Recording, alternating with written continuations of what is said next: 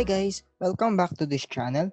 So before we discuss the problems illustrating bank reconciliation, I suggest na panoorin mo muna yung prior video ko with regards to the concepts of bank reconciliation. Then after that, you can go back to this video para mas ma-clear natin yung mga things or ma-apply natin yung mga concepts na na-discuss natin sa video na yan. So bank reconciliation illustrative problem number 1. So here, the books of Manila Service Incorporated disclose a cash balance of 687,750. So meron ngayon tayong balance per book. Once again, our balance per book now is equal to 687,570. Balance per bank, on the other hand, is equal to 547,800. Then additional information that might be useful in reconciling the two balances are as follows. Meron tayong A, B, C, D hanggang I. Stop share ko muna para makita mo yung solution. So I want our solution to be like this, meaning draw two columns. One column for the book, then one column for the bank. And then apparently, ilalagay natin dito lahat ng reconciling items. So kapag book reconciling items, dito siya. Pag bank reconciling items, dito siya. Then at the end of the day, dapat always equal yung dalawang yan. So letter A, check issued with reference number 748 for 30,000 was originally recorded on the books as 45,000. So nung meron dito, nag-issue daw tayo ng cheque for 30,000. Liwanag? So minus 30,000 dapat yan. Kaso nung ginawa natin, we recorded the transaction as 45,000. So this is an error of the book. So 30 lang dapat ang ibawas. Nagbawas tayo ng 45. Therefore, kailangan nating mag-add back ng 15. So plus 15,000 sa balance per book. Letter Bravo. The bank statement received on January of following year for the month of December shows a customer note dated September 25, right, was discounted on October 12th. The note was dishonored on December 29, and then the bank charged Manila's account for 142,650, including a protest fee of 2,650. So, ano nangyari dito? Si bank daw, charge niya yung Manila's account. Ibig sabihin, this is a debit memo. Lanag, ano nga ulit ang treatment ng debit memo? Debit memo are deduction sa balance per book. So, sa column ni book, I want you to deduct 142,650. Next, punta ka sa Charlie. The deposit of December 24 was recorded on the books as 28,950, but it was actually a deposit of 27,000. So, needless to say, ang deposit, dinadagdagan niya ang cash in bank. Magkano lang daw yung deposit? 27,000 lang. Magkano yung in-add natin? Nag-add daw tayo ng 28,950. So, sobra yung ating dinagdag. Sobra ng 1,950. So, sa column ni book, I want you to deduct 1,950. So, minus 1,950 sa column ni book. Next, letter delta. Outstanding checks totaled 100,000 as of December 31, including, please take note of the word including a certified check, right, of 1,150. Anong usapan natin? Certified checks are excluded from the outstanding checks. Ibig sabihin, magkano lang dapat ang ating outstanding checks? That is 100,000 minus 1,150, or that's 98,580. So we all know that 98,850 of outstanding checks is an item of deduction sa balance per bank. So minus 98,850 sa balance per bank. Next, information letter echo. There were bank service charges for December of 2,1 not yet recorded on the books. Alam natin na ang service charge, example yan ng debit memo, so minus 2,100 sa column ni book. Letter Foxtrot. Manila's account had been charged on December 26 for a customer's NSF check for 12,960. Debit memo pa rin yan, so minus 12,960 sa balance per book. Letter Golf. Manila properly deposited 6,000 on December 3, but the same was not recorded by the bank.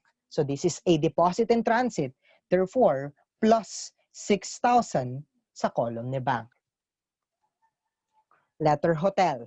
Receipts of December 31 for 134,250 were recorded by the bank on January 2. So this is another deposit in transit. So plus 134,250. Then last information letter, Ivan, a bank memo stated that a customer's note for 45,000 and interest of 1,650 had been collected on December 27, and the bank charged a 360 collection fee. So this is a credit memo because this is an NR collected by the bank. Alright? So magkano yung total niyan? 45,000 plus the interest of 1,650, then minus the 360 collection fee, or that's 46,290. So plus 46,290, again plus 46,290 sa column ni book. Right? So after considering everything, pwede ngayon nating i-add or i-total yung mga yan. So stop share ko lang muna para makita mo yung solution. So yan lang din yung mga pinagsasabi ko kanina. Total natin yan. 687, 570, minus 142, 650, minus 1950, ano pa? Minus 2,100, minus 12,960, then last plus 46,290, or this is equal to 589,200. So dapat yan din ang lalabas sa balance per bank because sabi nga natin dapat always equal yan dalawa. So 547,800 minus 98,850 plus 6,000 then plus 134,250, or that's equal to 589,200 as well. Ibig sabihin, 589,200 now is the adjusted balance. So going back to our share screen, what's the question here? Number 1, the adjusted cash in bank balance. So here, the adjusted cash in bank balance is equal to magkano yan? 589,200. Therefore, number 1, Charlie is the right answer. Number 2. Number 2 is the net adjustment to cash as of December 31, 2026. So listen up guys. Kapag nagtanong ng net adjustment, si book lang po ang ating ina-adjust. We don't adjust the balance per bank because wala tayong control sa records ni bank. Right? So ang ina-adjust lang natin is balance per book. At paano makuha yung adjustment? Yung unadjusted versus yung adjusted, i-compare mo lang and then that's it. Meaning, 687,570 minus 589,200 or 98,370 decrease is our adjustment. Again, 98,370 decrease is our adjustment. At paano nga ulit mabawasan si balance per book? Kailangan mo yung i-credit. Ibig sabihin, 98,370 credit is also our final answer. Right? Ibig sabihin, going back to my share screen, our final answer now in requirement number 2 will be choice letter Charlie. Ngayon, stop share ko muna to. May gusto akong sabihin sa inyo. Listen up, guys. Sabi ko nga, adjusted balance method ang ginawa natin dito. Pero what if book to bank or bank to book tayo? Kapag book to bank tayo, normally nawawala yung balance per bank. Again, kapag book to bank, ang ibig sabihin nun is unadjusted balance per book papunta sa unadjusted balance per bank. So nawawala ito. Ang sinasabi ng libro mo dun is kailangan mo pang mag-analyze ng sobrang daming accounts. Pero ganito ang tip ko dito para madali ang buhay. Ang tip ko dito is gawin mo pa rin ito. It's just that since wala ka neto, again, since ito nga yung nawawala, asahan mo na ang makukuha mo lang total is itong isang to. Pagkakuha mo neto, since always equal, yung dalawa, alright, i-squeeze mo ngayon pataas, alright, yung unadjusted balance per bank. Ibig sabihin, squeeze lang ang ating gagawin.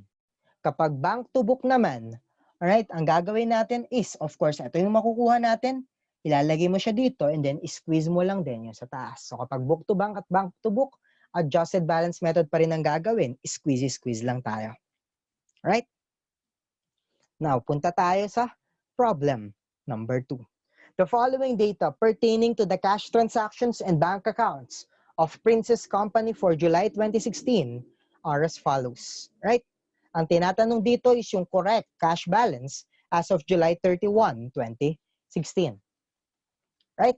So, kagaya lang ng kanina, gawa ka ng dalawang column. Column sa balance per book and then another column for the balance per bank. So, cash balance per accounting records is 17,194.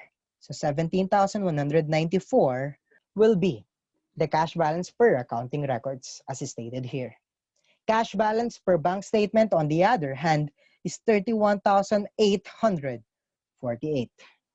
Bank service charge for July, we all know that this is a debit memo, and since debit memo is an item of deduction, minus 109 tayo sa column ni book or sa balance per book.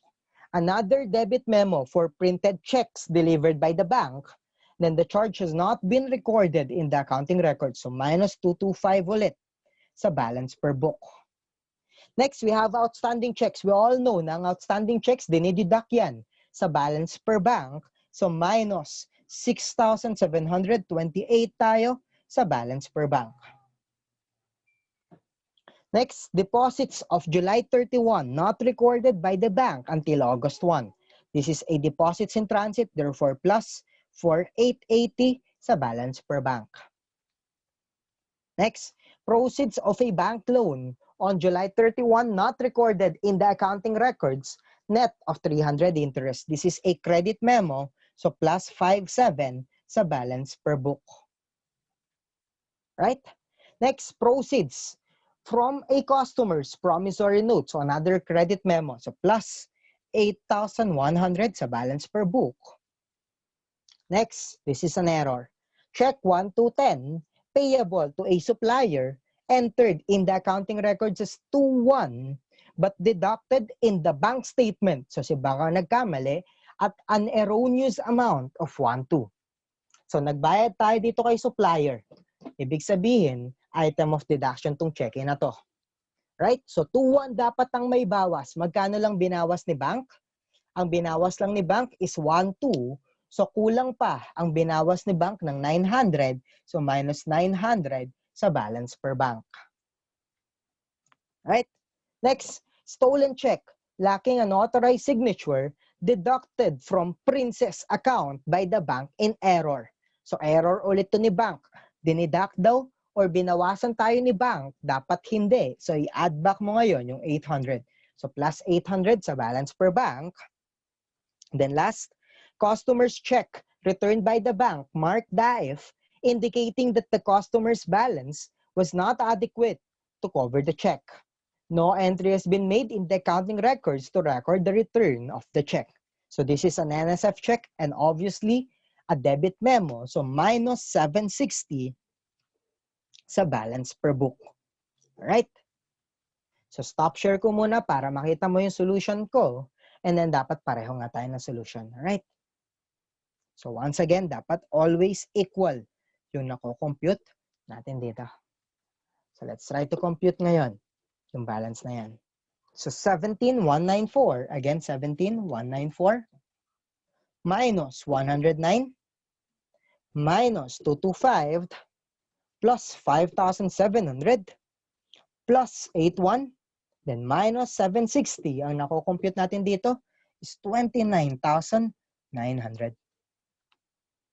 Then balance per bank, magkano naman? 31,848 minus 6,728 plus 4,880 minus 900 and plus 800, or that's 29,900 as well. Ibig sabihin, our answer is now correct. So going back to our share screen, lagay ngayon natin yung ating final answer. If the question here is the correct cash balance, our final answer now is equal to 29,900. Then last will be problem number 3. So dalawang column muna ulit. Please draw column for the bank and column for the book. Anong tinatanong dito? What is the amount shown as cash on baby company's December 31, 2016 statement of financial position? So correct cash balance pa rin ang gusto niya dito. Alright?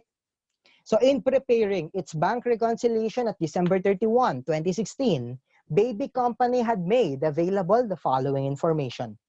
Balance per bank statement, that's 380,750. Deposits in transit, we all know na ina-add yan sa column ni bank. So plus 52,000 sa column ni bank. Outstanding checks, dinideduct din yan kay bank. So minus 67,500 sa column ni bank. Next, amount erroneously credited by bank. So error to ni bank to baby's account. Kapag kinredit tayo ni bank, anong ginawa ulit ni bank? Dinagdagan niya yung account natin. Pero error daw yun. So kung dinagdagan niya yung account natin, kailangan ngayon nating magbawas. So minus 4,000 sa balance per bank. Right? Next, bank service charge. Debit memo yan. So minus 750 sa balance per book. Then check drone. Dated and recorded December 31, 2016, but not mailed until January 10. Included in the outstanding checks above, equal to 9,000. So this is an undelivered check. Ang outstanding check, delivered na yon. Ibig sabihin, kung 67,500 ang OC at kasama yung 9,000, kailangan mong tanggalin ngayon yung 9,000 sa 67,500. So ang ibig sabihin, kung magbabawas ka ng 67,500, mag-add back ngayon tayo ng 9,000. Then last, check of by B. Ibang company yan. Hindi po tayo by B. Baby tayo. Right? Hindi po yan typo. Right? Check of by B company. Charged by bank to the account of baby company. So check yan ng ibang kumpanya. Charge sa atin in error. Ibig sabihin ngayon, binawasan tayo, dapat hindi. So kailangan nating mag-add back ng 12,000 pesos. So kung correct cash balance ang tinatanong at kay bank lang natin kayang gumalaw, asahan mo na dito lang tayo magre-rely. So magkano sagot natin dito? 380. 750 plus 52,000 minus 67,500 minus 4,000 pesos plus 9,000 pesos then plus 12,000 pesos, or our answer here is 382,250. So balik tayo sa share screen ko and then lagay natin dito 382,250. Thanks again guys for watching. Right? God bless you. Hoping and praying na maging CPA kayong lahat. Bye-bye!